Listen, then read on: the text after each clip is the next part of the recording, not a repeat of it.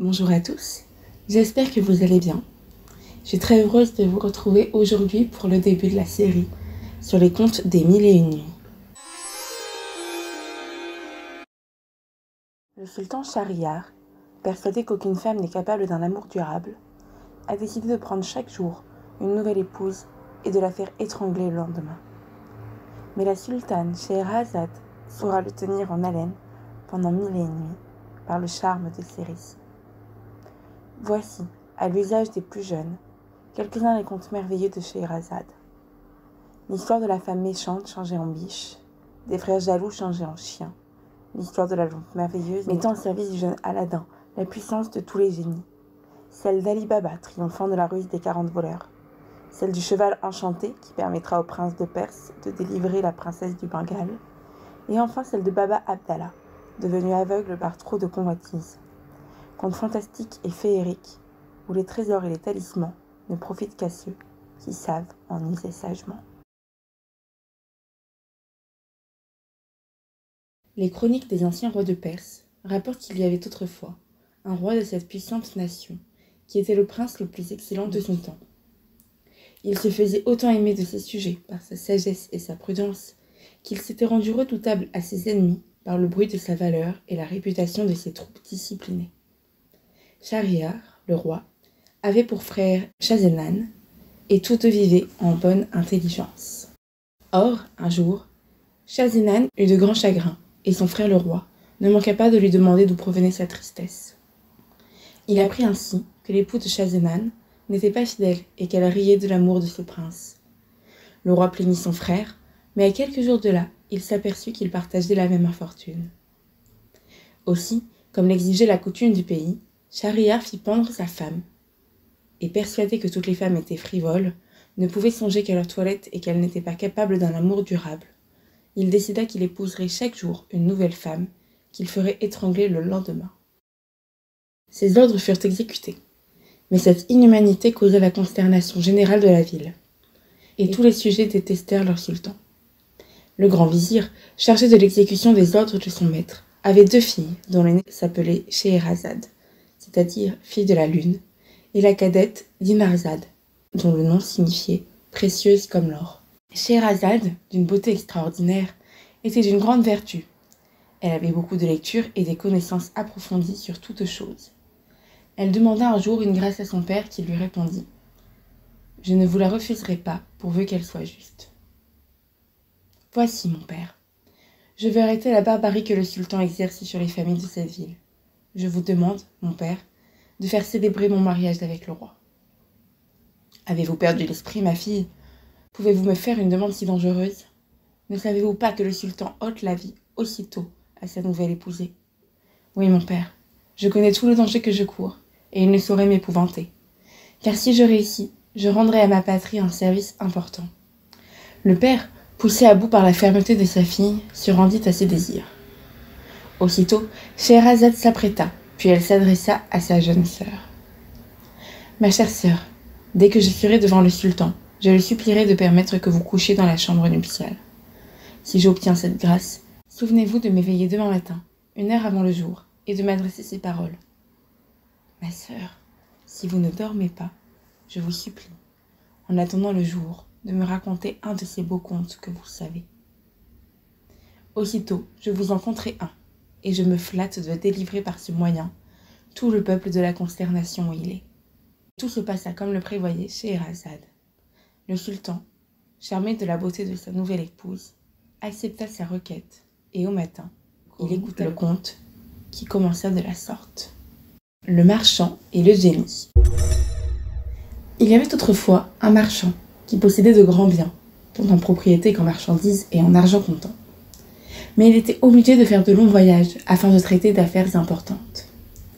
Un jour qu'il revenait ainsi, il mit pied à terre près d'une fontaine et mangea quelques dattes qu'il tira d'une valise.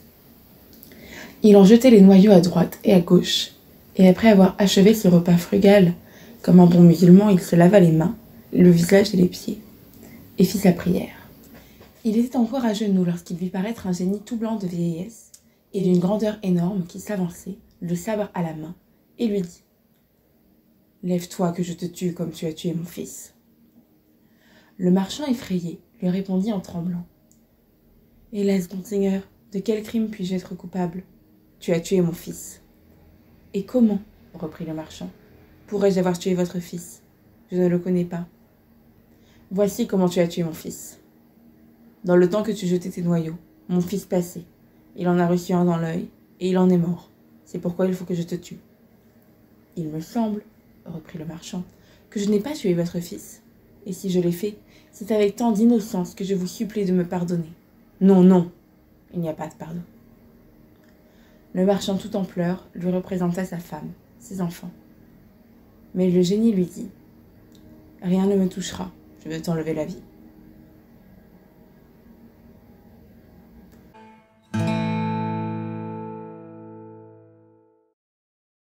En achevant ces paroles, Scheherazade en cet endroit s'aperçut qu'il était jour.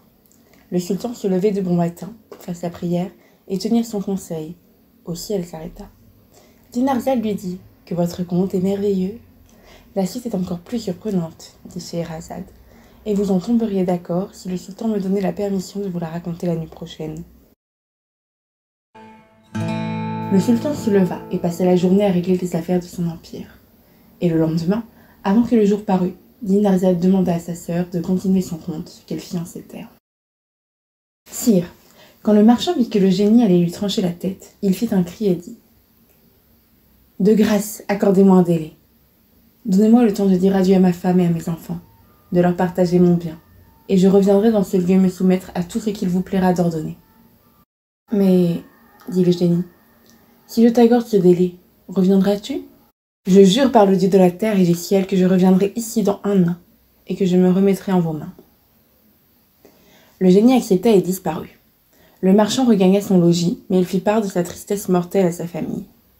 Ils se désolèrent. Mais le marchand mit ordre à ses affaires, fit des présents à des amis, donna des aumônes aux pauvres, rendit la liberté à ses esclaves, partagea ses biens entre ses enfants, et avantagea sa femme de tout ce qu'il put lui donner suivant les lois. L'année s'écoula, et ils lui partirent. Toute sa famille voulait l'accompagner pour mourir avec lui, mais il leur dit : « Mes enfants, j'obéis à l'ordre de Dieu en me séparant de vous. Imitez-moi, soumettez-vous courageusement à cette nécessité. » Après ces paroles, il s'arracha aux cris de sa famille et arriva sans encombre à l'endroit où il avait vu le génie. Tandis qu'il attendait, un bon vieillard qui menait une biche s'approcha de lui et lui demanda : « Mon frère, peut-on savoir pourquoi vous êtes venu dans ce lieu désert où règnent des esprits malins ? » Le marchand satisfit la curiosité du vieillard, lui conta son aventure. Le vieillard prit alors la parole. « Voilà, s'écria-t-il, la chose du monde la plus surprenante, et vous acquiez par le serment le plus inviolable. Je veux être témoin de votre entrevue avec le génie. » Et tandis qu'il s'entretenait ainsi. « Mais je vois le jour, dit Scheherazade, et ce qui reste est le plus beau du conte. » Le sultan, résolu d'en entendre la fin, laissa vivre encore ce jour-là Scheherazade. La nuit suivante, Dinarzade fit à sa sœur la même prière que les deux précédentes. Et sur la réponse du sultan, Scheherazade reprit ainsi. « Sire, dans le temps que le marchand et le vieillard s'entretenaient, il arriva un autre vieillard, suivi de 2 chiens noirs.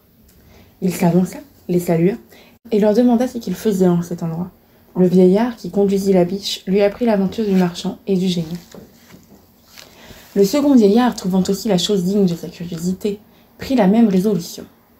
Il s'assit auprès des autres et aussitôt survint un 3e vieillard, qui, s'adressant aux 2 premiers, demanda pourquoi le marchand paraissait aussi triste.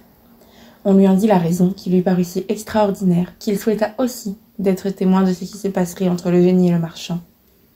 Ils aperçurent bientôt dans la campagne une vapeur épaisse qui s'avançait vers eux, et se dissipant, elle laissa voir le génie qui, sans les saluer, s'approcha du marchand, le sabre à la main. « Lève-toi, lui dit-il, que je te tue comme tu as tué mon fils. » Le marchand et les 3 vieillards, effrayés, se mirent à pleurer. Scheherazade, apercevant le jour, cessa de poursuivre son conte, qui avait si bien piqué la curiosité du sultan que ce prince, voulant absolument en savoir la fin, remit encore au lendemain la mort de la sultane. Quelle fut la joie du grand vizir lorsqu'il vit que le sultan ne lui ordonnait pas de faire mourir Scheherazade. Tout le monde en fut étonné. Vers la fin de la nuit suivante, Scheherazade, sur la permission du sultan, parla ainsi. Sire, quand le vieillard qui conduisait la biche vit que le génie allait tuer le marchand, il se jeta aux pieds du monstre et lui dit : Prince des génies, je vous supplie de suspendre votre colère. Je vais vous raconter mon histoire et celle de cette biche. Si vous la trouvez plus merveilleuse que celle de ce marchand, puis-je espérer que vous voudrez bien remettre à ce pauvre malheureux le tiers de son crime ? Le génie y réfléchit et y consentit.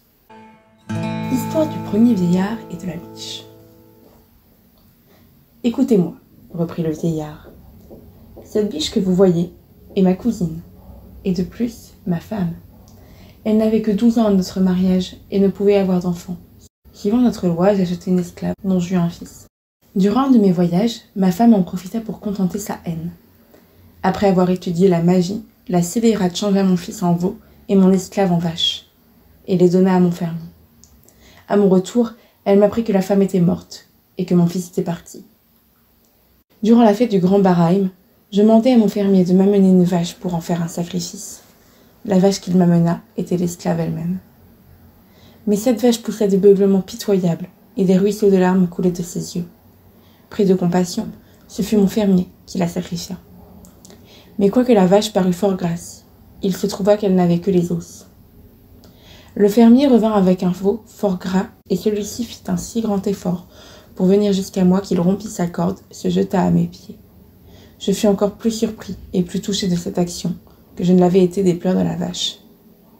« Allez-y, dis-je au fermier. Ramenez ce veau chez vous et ramenez-moi un autre. » Dès que ma femme m'entendit parler ainsi, elle me demanda le sacrifice de ce veau qui n'était autre que mon fils, avec tant d'opiniâtreté que je fus obligé de le lui accorder.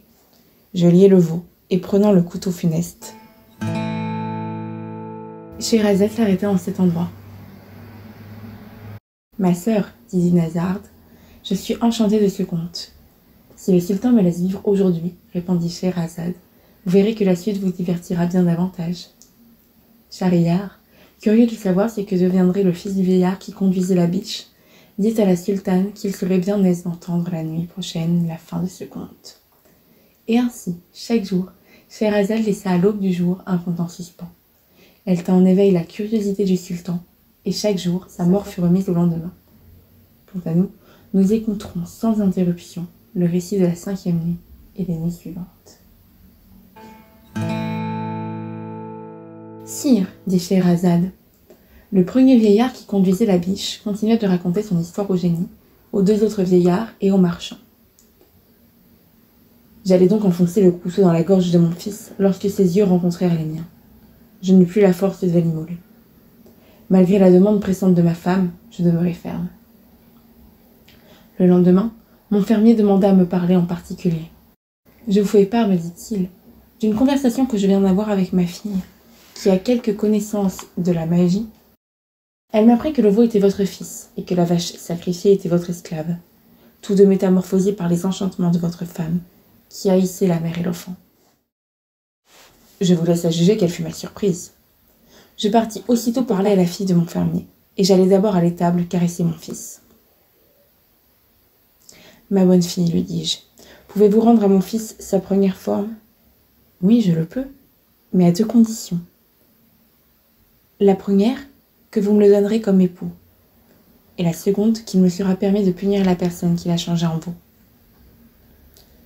Pour le premier vœu, lui dis-je, je l'accepte de bon cœur, et je vous donnerai beaucoup de bien. Quant au second vœu, je ne l'accepte qu'à la condition que vous n'ôtiez pas la vie à ma femme. » Alors, cette fille prit un vase plein d'eau, prononça dessus des paroles que je n'entendis pas, et s'adressant au veau, elle dit : « Ô veau, si tu as été créé par le Tout-Puissant tel que tu parais en ce moment, demeure sous cette forme. Mais si tu es un homme, reprends ta figure naturelle, par la permission du souverain créateur. » Elle jeta l'eau sur lui, et à l'instant, mon fils reprit sa première forme. Mon enfant se maria avec la jeune fille qui changea ma femme en biche. C'est elle que vous voyez ici. Voici donc mon histoire. N'est-elle pas des plus surprenantes et des plus merveilleuses ? Oui, répondit le génie, et en sa faveur, je t'accorde le tiers de la grâce de ce marchand. Mais dès que le premier vieillard eut terminé son histoire, le second, qui conduisait les deux chiens noirs, s'adressa au génie et lui dit « Je vais vous raconter ce qui m'est arrivé, à moi, et à ces deux chiens noirs que voici. Mais m'accorderez-vous le second tiers de la grâce de ce marchand ?»« J'y consens, » dit le génie, « à condition que ton histoire surpasse celle de la biche. » Et le second vieillard commença ainsi son histoire. Histoire du second vieillard et des deux chiens noirs. Grand prince des génies, vous saurez que nous sommes 3 frères. Notre père nous avait laissé, en mourant, 1000 sequins, et tous 3 nous nous fîmes marchands. Mon frère aîné, un de ces 2 chiens, vendit tout son fonds et acheta des marchandises propres au négoce. Au bout d'une année, il se présentait chez moi comme un pauvre. Aussitôt, je fis fermer ma boutique, le mener au bain et lui donner les plus beaux habits de ma garde-robe. Voyant que j'avais doublé mon fonds, c'est-à-dire que j'étais riche de 2000 sequins, je lui en donnai la moitié. Avec cela, lui dis-je, vous pourrez oublier la perte que vous avez faite. Il accepta, rétablit ses affaires, et nous vécûmes en bonne intelligence. Quelque temps après, mon second frère, qui est le second de ses chiens, vendit son fonds, bien que son aîné et moi fîmes tout ce que nous pûmes pour l'en détourner. Il se joignit à une caravane, et 1 an après, il revint dans le même état que son frère aîné. Je le fis habiller, et comme j'avais encore 1000 sequins par-dessus mon fonds, je les lui donnai. Il continua ainsi d'exercer sa profession. Mes 2 frères vinrent ensuite me trouver pour me proposer de faire un voyage. Je rejetai d'abord leur proposition, mais ils revinrent tant de fois à la charge que je me remis à leurs sollicitations. Mais mes 2 frères avaient mangé tous leurs biens. Je ne leur fis aucun reproche, et comme mon fonds était de 6000 sequins, j'en partageai la moitié avec eux et enterrai les 3000 autres dans un coin de ma maison. Après 2 mois de navigation, nous arrivâmes dans un pays étranger, où nous vendîmes avec gros bénéfices nos marchandises. Nous achetâmes des produits du pays pour les négocier dans le nôtre.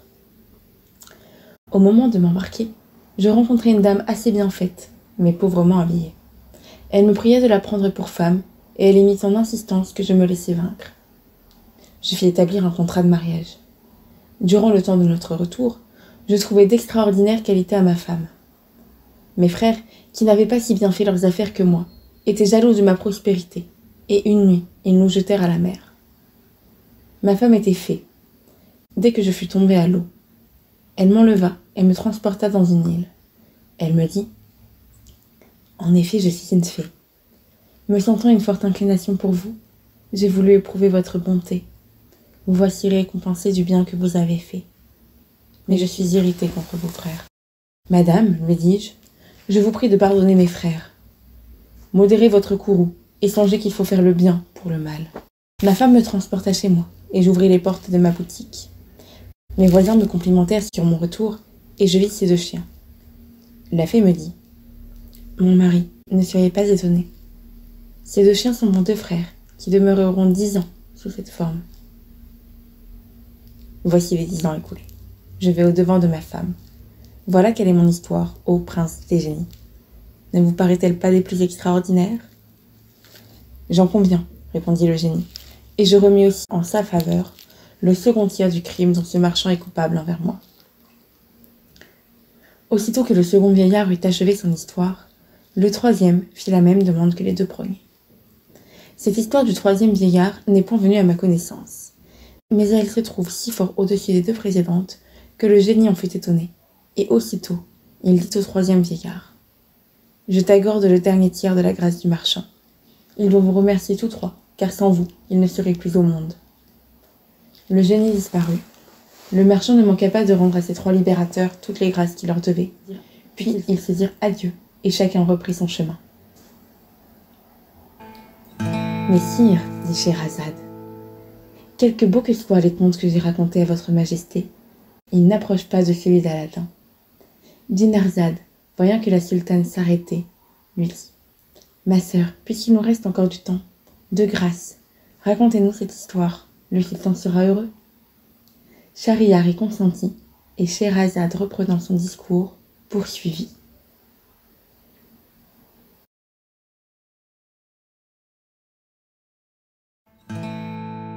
Aladin ou la lampe merveilleuse. Il y a bien longtemps, vivait dans un lointain royaume de la Chine, la veuve d'un pauvre tailleur et son fils, nommé Aladin. Un jour que celui-ci jouait sur une place publique, un étranger le remarqua. « Mon fils, lui dit-il, n'êtes-vous pas le fils du tailleur Mustapha ?»« Oui, répondit Aladin, mais il est mort depuis longtemps. »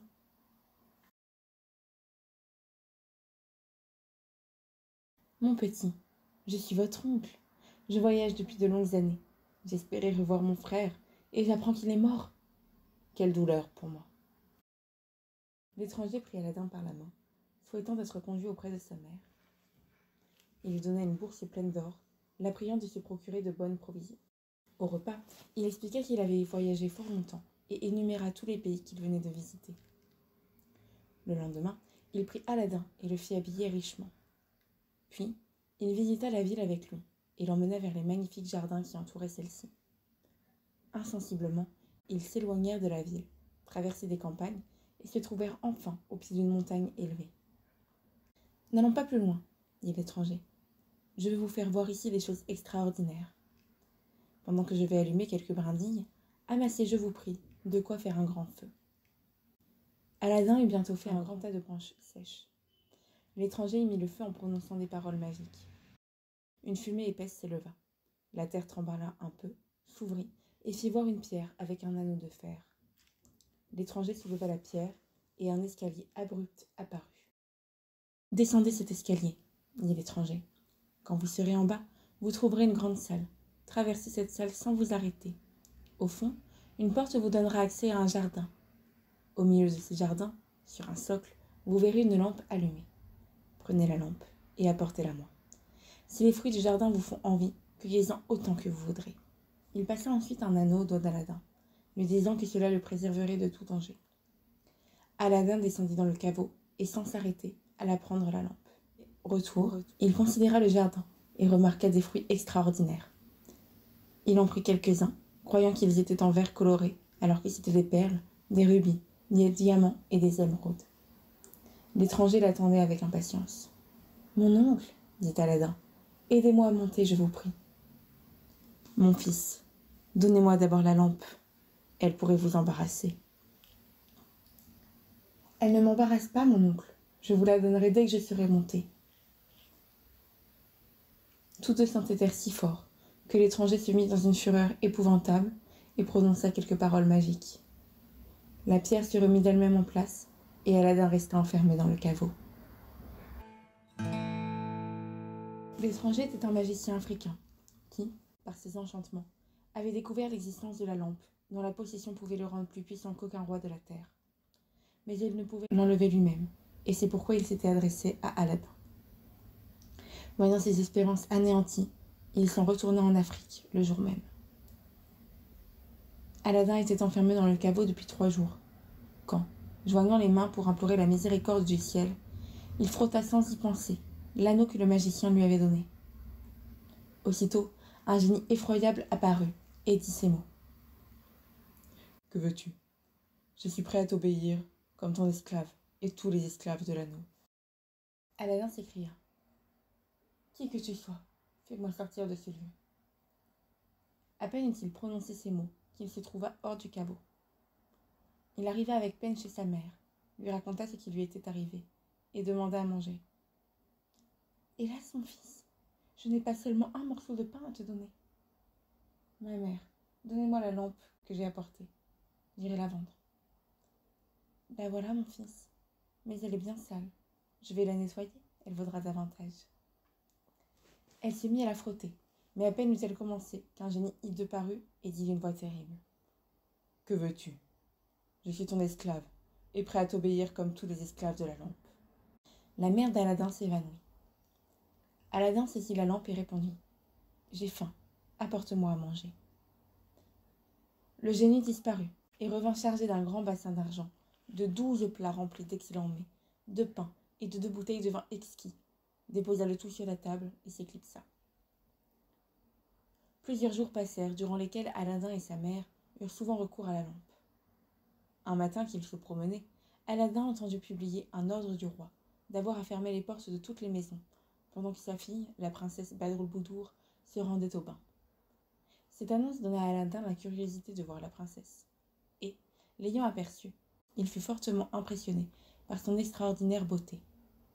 En rentrant chez lui, il ne put cacher son trouble à sa mère et lui dit « J'ai vu la princesse Badroulboudour, je l'aime, et j'ai décidé de la faire demander en mariage. » La mère d'Aladin ne put retenir un grand éclat de rire. « Eh, mon fils, à quoi pensez-vous? Votre esprit s'égare. »« Ma mère, je n'ai pas perdu l'esprit. Je vous en prie, prenez un vase assez grand, placez-y les fruits que j'ai rapportés du jardin de la lampe, et allez vous présenter au roi. » La mère d'Aladin fit tout ce que voulait son fils. Le roi s'émerveilla devant les pierres précieuses qu'elle lui offrit, et lui dit « Allez, bonne femme, retournez chez vous, dites à votre fils que j'accepte sa proposition, et que je lui donnerai ma fille, quand il m'aura envoyé 40 bassins d'or massif, pleins de pierres précieuses, portés par 40 esclaves noirs, conduits par 40 esclaves blancs, tous habillés magnifiquement. » Aussitôt mis au courant par sa mère, Aladin appela le génie et lui exprima ce qu'il désira. Peu de temps après, le génie donna les trésors demandés. Aladin se présenta au roi avec son escorte aux acclamations de toute la ville, et les noces eurent lieu quelques jours après, au milieu de grandes réjouissances.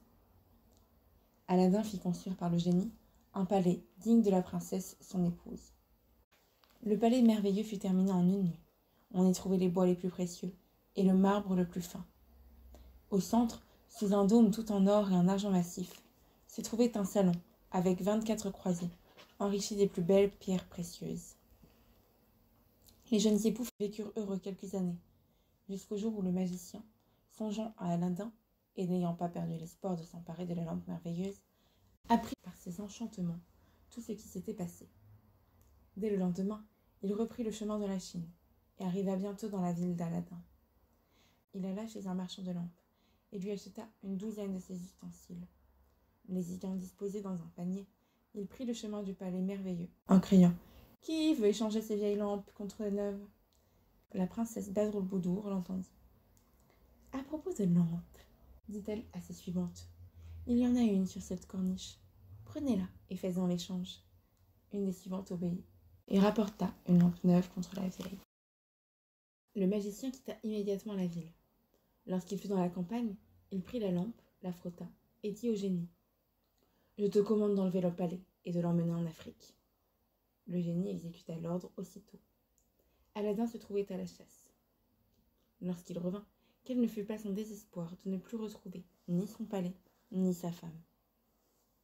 Le roi, son beau-père, était fou de colère et le menaça de le mettre à mort, si avant 40 jours il ne lui avait pas retrouvé sa fille.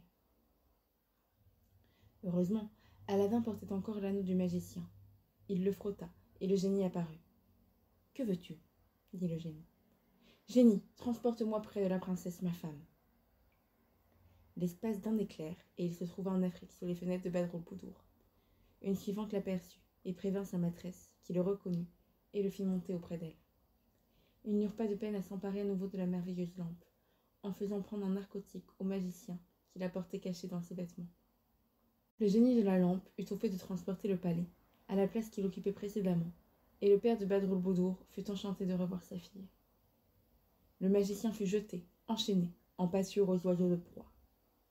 De grandes fêtes célébrèrent le retour de la princesse et de son époux. Ils vécurent heureux. Aladin succéda à son beau-père sur le trône. Il régna sagement avec Badroulboudour durant de longues années, et ils laissèrent une postérité illustre. Le sultan Schahriar témoigna à la sultane Scheherazade, son épouse, qu'il était très satisfait des prodiges qu'il venait d'entendre de la lampe merveilleuse, et que les contes qu'elle lui faisait chaque nuit lui plaisaient énormément.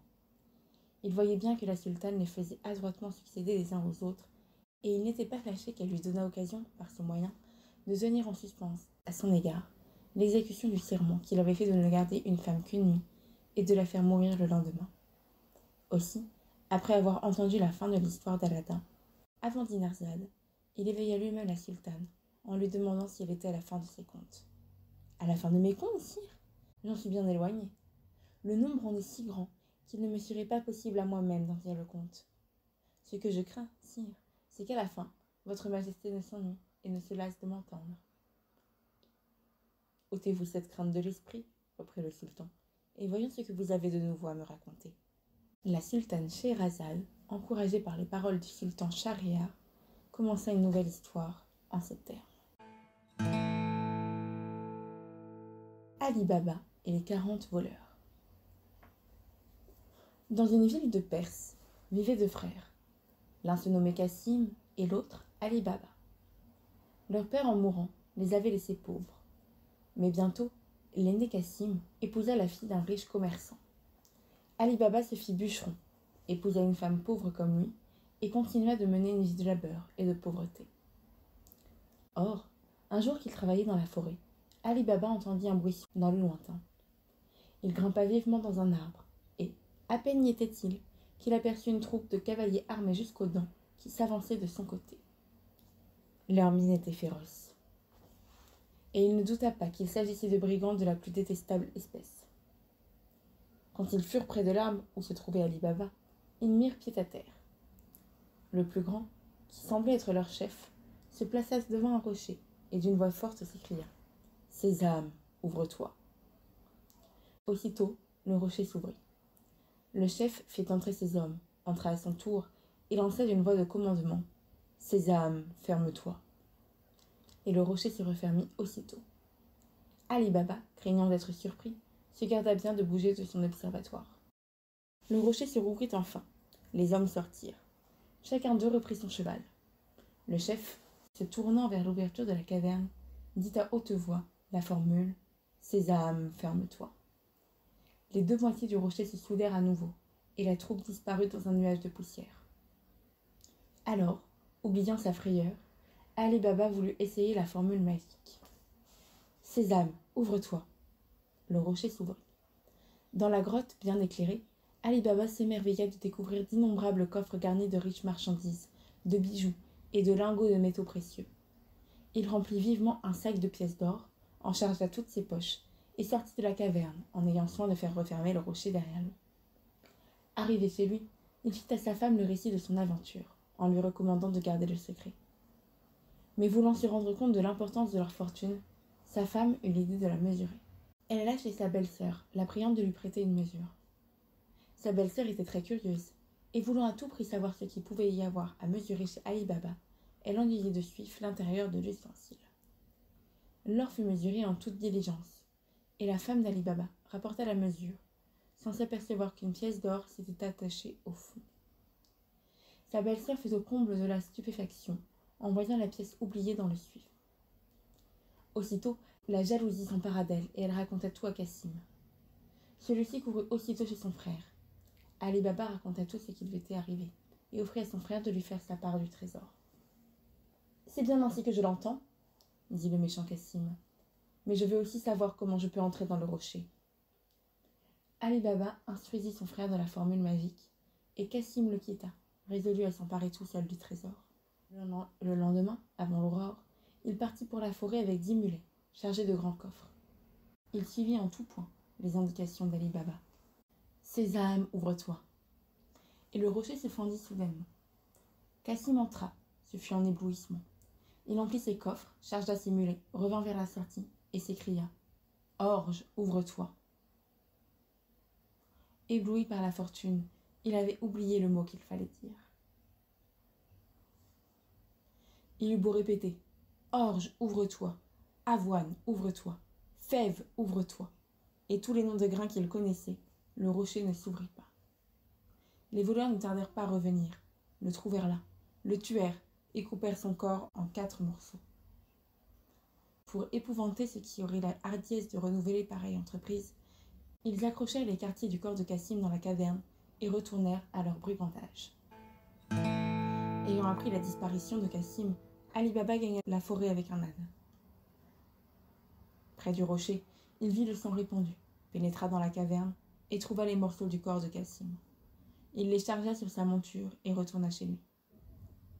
Il apprit à sa belle-sœur le malheur qui était arrivé. « Je t'offre, ajouta-t-il, de devenir ma seconde femme. Si tu acceptes, il faut faire en sorte que Cassim semble décéder d'une manière naturelle. » La veuve accepta.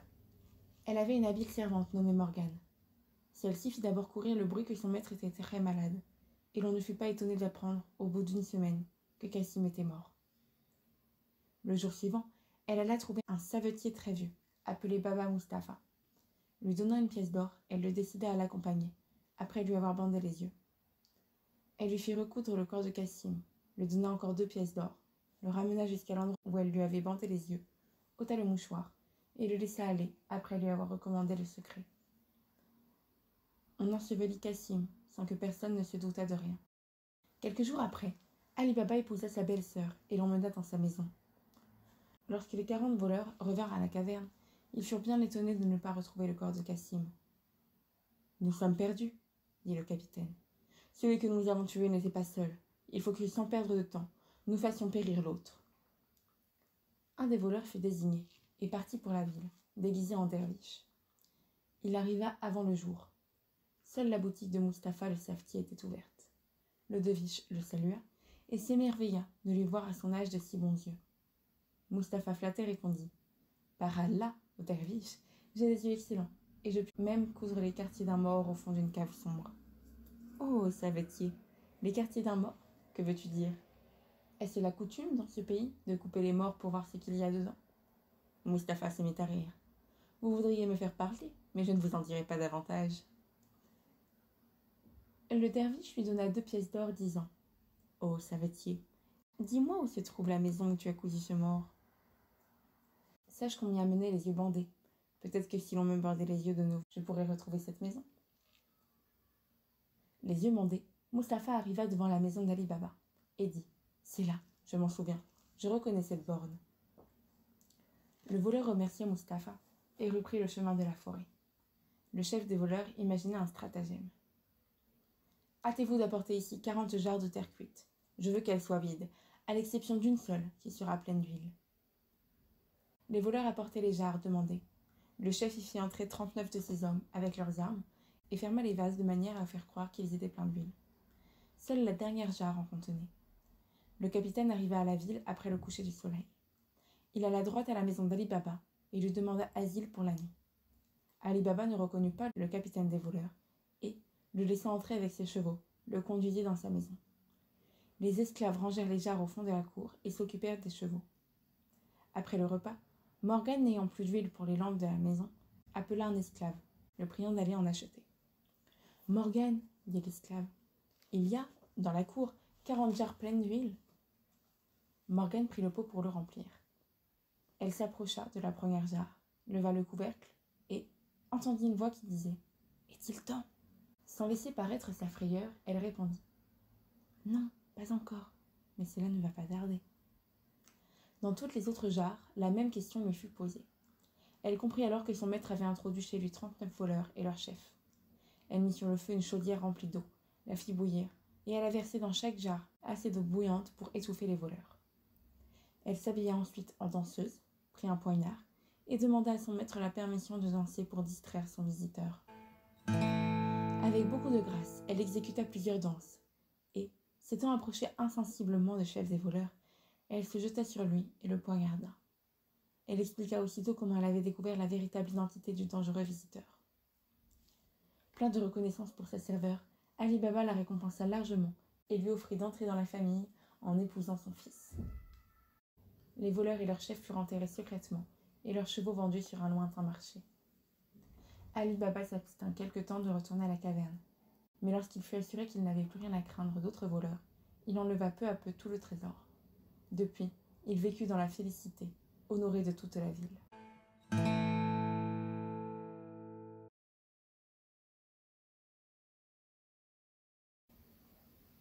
Sire, dit Scheherazade, comme votre majesté ne l'ignore pas, le nouveau jour, qui est le premier de l'année et du printemps, le Névrouz, donne lieu à des réjouissances infiniment variées. Dans une de ces fêtes où les plus habiles étrangers s'étaient rendus à Shiraz, un Indien parut au pied du trône royal et fit avancer un cheval scellé, bridé, richement harnaché, représenté avec tant d'art qu'on lui prit pour un véritable cheval.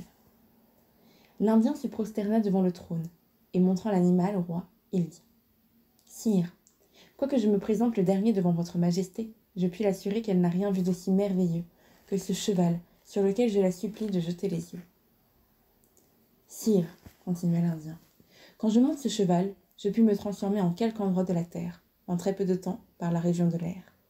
Je m'offre de faire l'expérience devant votre majesté, si elle me le commande. »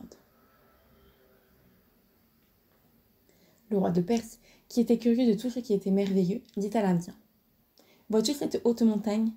La distance n'est pas longue, mais elle suffira pour faire juger de la diligence que tu feras pour aller et pour revenir. Et j'entends que tu m'apportes une palme d'un palmier qui est au pied de cette montagne. L'Indien mit aussitôt le pied dans l'étrier, s'assura bien sur la selle, tourna une cheville au défaut du cou du cheval. Dans l'instant, la monture s'éleva de terre comme un éclair, si haut qu'en une seconde, ceux qui avaient les yeux les plus perçants le perdirent de vue. Il n'y avait pas un quart d'heure que l'Indien était parti à la grande admiration du roi et de la cour, qu'il revenait aux acclamations du peuple. Il revint à la place d'où il était parti, mit pied à terre, se prosterna et posa la palme aux pieds du roi. Le roi de Perse, devant ce spectacle inouï, lui fit savoir qu'il était prêt à acheter ce cheval enchanté. « Sire, reprit l'Indien, je n'ai pas douté que votre majesté, qui passe entre tous les rois qui règnent aujourd'hui sur la terre, pour celui qui sait juger le mieux de toutes choses et les estimer selon leur valeur, ne rendit à mon cheval la justice qu'elle lui rend. J'avais même prévu que vous désireriez en être possesseur, et je peux m'en priver, pour satisfaire la noble passion de votre majesté. Mais pour ma part, je n'ai obtenu ce cheval qu'en donnant en mariage ma fille unique à l'inventeur, et il exigea de moi que je ne le vendisse jamais, mais par contre, il ne me défendit pas de l'échanger. »« Et que désires-tu » dit le roi de Perse. « Je supplie votre majesté, répondit l'Indien, de ne pas s'offenser si je prends la hardiesse de lui témoigner que je ne puis mettre mon cheval en sa possession qu'en recevant, de sa main, la princesse, sa fille, pour épouse. » Les courtisans ne purent s'empêcher de faire un grand éclat de rire, et le prince Firouz Shah, fils aîné du roi, entendit avec indignation la demande extravagante de l'Indien. Cependant, le roi hésitait sur la réponse qu'il devait faire, estimant que le cheval était la chose la plus singulière et la plus digne d'admiration qu'il y ait au monde. L'Indien, comprenant que le roi n'était pas éloigné de le recevoir dans son alliance, demanda au prince d'essayer le cheval. Le prince Firouz Shah monta sur le cheval avec une adresse merveilleuse, et, avant d'entendre aucun avis de l'Indien, il tourna la cheville et le cheval l'enleva rapidement. L'Indien, alarmé de ce départ précipité, se prosterna devant le trône et dit « Sire, le prince ne m'a pas permis de lui donner les instructions pour gouverner son cheval. Je supplie, votre majesté, de ne pas me rendre garant de ce qui peut arriver. » Le discours de l'Indien affligea fort le roi, qui s'aperçut que, pour redescendre, son fils aurait dû connaître l'existence d'une seconde cheville. Le roi de Perse, qui ne pouvait se fier à la parole de l'Indien, le fit garder en prison. Cependant, le prince Firouz Shah, après avoir manœuvré la cheville et reconnu la faute de n'avoir pas demandé d'autre explication, découvrit la seconde cheville. Il descendit de son cheval, en pleine nuit, sur le toit en terrasse d'un palais magnifique. Le prince s'aventura dans les escaliers, et il aperçut des gens qui dormaient. Il vit que c'étaient des serviteurs noirs, tenant un sabre nu près d'eux. Le prince pensa que c'était la demeure d'une princesse. Il découvrit alors la chambre royale, où les femmes de la princesse dormaient en contrebas de leur maîtresse. Le prince Firouz Shah s'approcha du sofa, vit la beauté extraordinaire de la princesse, et se mettant à genoux, il réveilla doucement la jeune fille, qui demeura interdite, mais ne donna aucun signe de frayeur. Le prince raconta son histoire, et la princesse de Bengale répondit « Prince, rassurez-vous, l'hospitalité et la politesse règnent aussi bien dans mon pays que dans le vôtre. Vous trouverez protection dans tout notre royaume. » Puis elle demanda à ses servantes de préparer un repas, et le prince, après avoir mangé, partit se reposer. Le lendemain, le prince de Perse s'excusa auprès de la princesse et lui fit le récit exact de son aventure. Et, à la fin de son discours, il lui dit combien son cœur était ravi par ses charmes et combien il serait heureux de devenir son époux. La princesse de Bengale rougit légèrement, mais secrètement, elle admirait le prince. Ils déjeunèrent ensemble, et la princesse demanda à Firouz Shah de saluer son père. Elle espérait ainsi favoriser leur union. Mais le prince lui répondit ainsi. « Princesse, j'aurai grand plaisir de rendre mes respects au roi votre père, mais pouvez-vous me conseiller de me présenter devant la majesté d'un si grand monarque comme un aventurier sans suite et sans train convenable? Ajoutez l'inquiétude de mon père. Je serais indigne de ses bontés et de sa tendresse, si je ne retournais au plus tôt pour faire cesser son alarme. Mais je reviendrai pour contracter alliance par notre mariage. » La princesse de Bengale était trop raisonnable pour insister, mais elle lui demanda de rester quelques jours afin qu'ils puissent mieux se connaître. Pendant 2 mois entiers, le prince Firouz Shah s'abandonna aux volontés de la princesse de Bengale, mais ce terme écoulé, Il lui déclara qu'il manquait à tous ses devoirs, et il termina ainsi. « Princesse, mes paroles peut-être vous seront suspectes, mais pour marque de notre passion enfante et de notre amour, j'ose vous demander la grâce de vous emmener avec moi. » Le silence et les yeux baissés de la princesse firent connaître qu'elle n'avait pas de répugnance à l'accompagner en Perse. Dès le lendemain matin, alors que tout le palais dormait, ils partirent tous les deux dans les airs. Le cheval fit sa diligence ordinaire, et 2 heures après, ils découvrirent la capitale de la Perse. Ils descendirent dans un palais de plaisance, peu éloigné de la ville, et après avoir laissé la princesse dans un riche appartement, le prince Firouz Shah se rendit près de son père et lui conta toute son aventure. « Mon fils, répondit le sultan, non seulement je consens à votre mariage, mais je veux aller au-devant de votre fiancée, en personne, afin de la remercier et la mener dans mon palais. » Le sultan ordonna les réjouissances et commanda qu'on fît sortir l'Indien de prison. Mais cet homme se précipita vers la princesse de Bengale et lui dit qu'on l'envoyait pour la mener par les airs dans le palais du sultan. Tout le monde pensait qu'il venait de la part du prince de Perse, et la princesse consentit à monter sur le cheval. Dans le moment où le cheval les enlevait, le sultan de Perse, suivi de sa suite, arrivait. Quel affront pour le sultan, mais quelle douleur pour le prince Firouz Shah. Ces derniers s'habilla en derviche et se mit en chemin, résolu de chercher partout la princesse. La jeune fille se vit sous la puissance d'un indigne ravisseur, mais elle prit la ferme résolution de garder toute sa fidélité au prince de Perse. Dans une clairière, devant les menaces de l'Indien, elle cria, et une troupe de cavaliers les environnèrent aussitôt. C'était le sultan de Cachemire qui chassait par là. Il commanda de tuer l'insolent Indien et emmena la princesse dans son palais. Mais le roi de Cachemire prit la résolution de l'épouser. La consternation fut grande pour la malheureuse princesse qui tomba évanouie. Plutôt que de manquer à la foi qu'elle avait promise au prince Firouz Shah, la princesse fit croire qu'elle avait perdu l'esprit. Elle dit des extravagances, et le sultan fut affligé de ce contretemps. La princesse, chaque jour, donnait de nouveaux signes d'aliénation d'esprit. Elle fit en sorte que les médecins ne puissent l'approcher, et ainsi, aucun ne put lui remettre l'esprit, chose qui ne dépendait ni de leur art, ni de la volonté de la princesse elle-même. Dans cet intervalle, le prince Firouz Shah, déguisé sous l'habit de derviche, apprit la maladie de sa princesse. Il gagna la capitale de Cachemire, se logea très simplement et prit l'habit de médecin. Il se rendit au palais du sultan, et ayant vu par la jalousie d'une soupente sa chère princesse, il comprit aussitôt que sa maladie était feinte. Il fit entendre au roi que pour lui redonner l'esprit, il devait lui parler en particulier. Aussitôt, en sa présence, il lui dit « Princesse, je ne suis pas médecin, mais reconnaissez le prince de Perse qui vient vous chercher. » Il lui demanda ensuite où se trouvait le cheval, et lui conseilla de s'habiller et de recevoir le sultan avec civilité. Le sultan de Cachemire fut heureux d'apprendre que la guérison était bien avancée. Le prince interrogea adroitement le sultan et s'écria « Sire, vous venez de me révéler l'existence du cheval enchanté, et ceci explique l'enchantement où s'y trouvait la princesse de Bengale. Demain, devant toute la cour, faites apporter le cheval au milieu de la place, et je promets de faire voir à toute l'assemblée que cette princesse est saine d'esprit et de corps, que la princesse soit richement parée des joyaux les plus précieux détenus par votre majesté. » Le sultan de Cachemire fit tout ce que demandait le faux médecin. Le lendemain sur le cheval, la princesse monta, tandis que le prince de Perse tournait 3 fois autour du cheval en prononçant certaines paroles, en ayant eu soin de faire allumer des parfums qui exhalaient une fumée très épaisse. Alors, il s'élança sur le cheval, et celui-ci prenant de la hauteur, il cria « Sultan de Cachemire, apprends à avoir le consentement des princesses que tu veux épouser. » Le prince de Perse ramena ainsi la princesse de Bengale devant l'appartement de son père, et le mariage fut célébré aussitôt, tandis que le roi de Bengale donnait son consentement. Histoire de l'aveugle Baba Abdallah. Sire, dit la sultane Scheherazade, je vous entretiendrai d'une aventure arrivée au fameux calife Haroun al-Rachid. Ce calife s'était imposé de s'éclaircir en personne de la bonne police exercée dans sa capitale.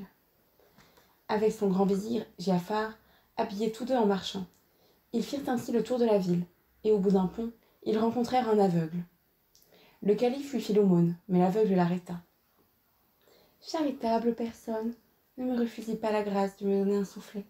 Cela n'est qu'un petit châtiment. » Le calife, surpris de la demande et de l'attitude de l'aveugle, répondit « Bonhomme, je ne puis t'accorder ce que tu me demandes. Le mérite de mon aumône par un mauvais traitement. L'aveugle reprit aussitôt. « Seigneur, pardonnez mon hardiesse. Donnez-moi un soufflet, ou reprenez vite votre aumône. Je ne puis la recevoir qu'à cette condition. C'est un serment solennel que j'ai fait. » Le calife céda à l'importunité de l'aveugle et lui donna un soufflet léger. L'aveugle le remercia. Puis, par l'intermédiaire de son grand vizir, le calife le convoqua à son palais et lui parla en ces termes. « Baba Abdallah, ta manière de me demander l'aumône m'a paru si étrange que je veux savoir quel est le motif qui te fait accomplir des actes aussi extravagants. Ne me cache rien. Commandeur des croyants, je demande très humblement pardon à votre majesté de la hardiesse avec laquelle j'ai osé exiger d'elle de faire une chose qui, à la vérité, paraît hors du bon sens. J'implore votre clémence, et je compterai pourquoi je m'impose cette pénitence bien modique, car mon péché est énorme. Je possédais alors 80 chameaux, et revenant de Balzora à vide, un pauvre prêtre m'aborda. Mettant nos provisions en commun, nous mangeâmes ensemble. Puis cet homme me dit qu'il avait connaissance d'un trésor immense, et que l'on pourrait charger tous mes chameaux sans que celui-ci parût diminuer. Je demandai aussitôt au prêtre où se trouvait ce trésor. Et bien que convoitant toute la charge à mon bénéfice, j'acceptai que nous partagions par moitié. Mais payant déjà d'ingratitude un bienfait purement gratuit, je regardais comme une grande perte la cession de la moitié de mes chameaux, en pensant que le derviche ne serait pas moins riche que moi. Enfin, je rassemblai mes chameaux, et nous arrivâmes dans un vallon assez spacieux, où les montagnes étaient si élevées, si escarpées et si impraticables que nous ne pouvions craindre aucun mortel. Je fis coucher sur le ventre mes 80 chameaux. Le prêtre allumait un feu de bois durant ce temps. Il y jeta un parfum, en prononçant quelques paroles, dont je ne compris pas bien le sens. Et aussitôt, une grosse fumée s'éleva en l'air. Il chassa cette fumée, et dans le roc parut une ouverture, comme une espèce de porte à 2 battants. Nous vîmes ainsi un palais magnifique qui aurait été plutôt le travail des génies que celui des hommes. Je n'admirais cependant pas les richesses infinies que je voyais de tous côtés, car, comme l'aigle fond sur sa proie, je me jetai sur le premier tas de monnaie d'or qui se présenta devant moi, et je commençai à en mettre dans un sac. Je m'aperçus que le derviche s'attachait plutôt aux pierreries, et quand il m'en eut fait comprendre la raison, je suivis son exemple, et nous achevâmes ainsi d'emplir 3 sacs et en chargeâmes les chameaux. Avant de repartir, mon compagnon revint dans le trésor, et j'observai qu'il prit dans un des grands vases d'orfèvrerie une petite boîte d'un bois qui m'était inconnu, et qu'il la mit dans une de ses poches après m'avoir fait voir qu'elle ne contenait qu'une espèce de pommade. Dès que le prêtre eut prononcé certaines paroles, la porte du trésor se referma, et le rocher nous parut aussi entier qu'auparavant. Alors, nous partageâmes nos chameaux, et mon compagnon partit à la tête de ceux que je lui avais cédés. Nous défilâmes ainsi jusqu'au grand chemin, où nous devions nous séparer. Je marquai toute ma reconnaissance à mon bienfaiteur. Nous nous embrassâmes, mais aussitôt, le démon de l'ingratitude et de l'envie s'empara de mon cœur. Je courus après le derviche, et quand je le rejoins, je dis « Mon frère, j'ai considéré une chose à laquelle je n'avais pas pensé auparavant. Vous êtes accoutumé à vivre tranquille, dégagé du soin des choses du monde. Vous ne savez pas à quelle peine vous vous êtes engagé avec ce grand nombre de chameaux.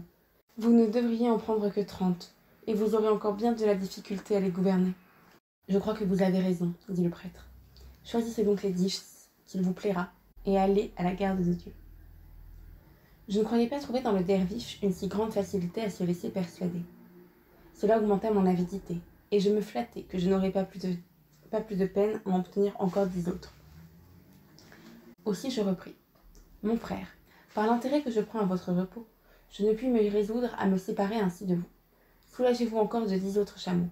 Ce n'est pas par intérêt, mais par amour pour vous. Le prêtre me céda encore, sans résistance, 10 autres chameaux. Mais lorsque je vis qu'il n'avait plus que 20 chameaux, je redoublai mes sollicitations, mes prières, et je lui fis tant de caresses qu'il me céda toute sa caravane. Faites-en bon usage, mon frère, me dit-il, et souvenez-vous que Dieu peut nous ôter les richesses comme il nous les donne, si nous ne nous en servons pas à secourir les autres. Mon aveuglement était si grand qu'au lieu de profiter de ce conseil salutaire, il me vint à l'esprit que la petite boîte de pommade pouvait être quelque chose de plus précieux que toutes ces richesses dont je lui étais redevable. Cela me détermina à faire en sorte de l'obtenir. « À propos, me dis-je, que voulez-vous faire de cette petite boîte? Elle me paraît si peu de choses qu'elle ne vaut pas la peine que vous l'emportiez. Je vous prie de m'en faire présent. » Loin de me la refuser, le prêtre la tira de sa poche et me la présenta de la meilleure grâce au monde. Tenez mon frère, me dit-il, la voici. Si je puis faire davantage pour vous, je suis prêt à vous satisfaire. L'usage en est surprenant et merveilleux, ajouta mon compagnon.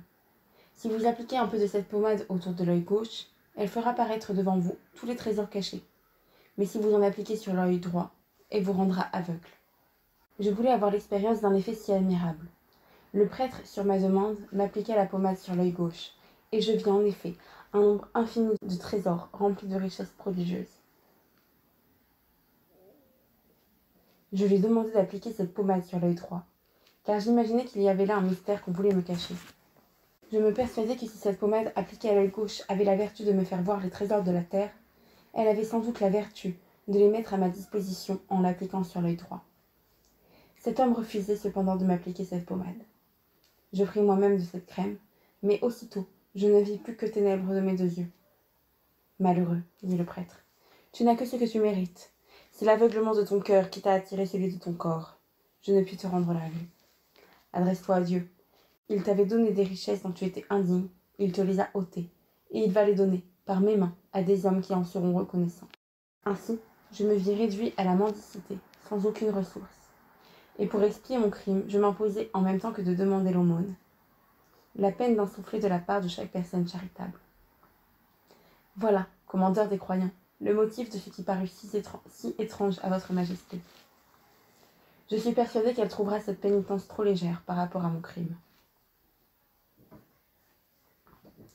Quand l'aveugle eut achevé son histoire, le calife dit « Baba Abdallah, ton péché est grand, mais tu as reconnu l'énormité, et ta pénitence publique doit cesser. Tu demanderas chaque jour pardon à Dieu, et je te fais l'aumône, ta vie durant, de 4 drachmes d'argent. » Baba Abdallah se prosternera devant le calife et lui fit son remerciement. Épilogue. Ainsi, toutes les nuits, Scheherazade conta des faits merveilleux. Le sultan Shahriar ne pouvait s'empêcher d'admirer la mémoire prodigieuse de la sultane son épouse. 1000 nuits ainsi s'écoulèrent dans ces innocents amusements. Elles aidèrent à diminuer la prévention fâcheuse du sultan contre l'infidélité des femmes, mais son esprit s'était adouci. Convaincu du mérite et de la sagesse de Scheherazade, il se souvenait du courage avec lequel elle s'était exposée volontairement à devenir son épouse, sans appréhender la mort à laquelle elle savait qu'elle était destinée le lendemain. Toutes ces considérations amenèrent le sultan à faire grâce à Scheherazade. « Je vois bien, lui dit-il, que vous êtes inépuisable dans vos petits contes. Vous avez apaisé ma colère, et je renonce volontiers, en votre faveur, à la loi cruelle que je m'étais imposée. Je vous remets entièrement dans mes bonnes grâces, et je veux que vous soyez regardée comme la libératrice de toutes les filles, qui devaient être immolées à mon ressentiment. » La princesse se jeta à ses pieds, et lui donna toutes les marques de la reconnaissance la plus vive et la plus parfaite. Le grand vizir apprit le premier cette agréable nouvelle de la bouche même du sultan. Elle se répandit aussitôt dans la ville et dans les provinces, ce qui attira au sultan et à l'aimable Scheherazade, son épouse, 1000 louanges et 1000 bénédictions de tous les peuples de l'Empire des Indes.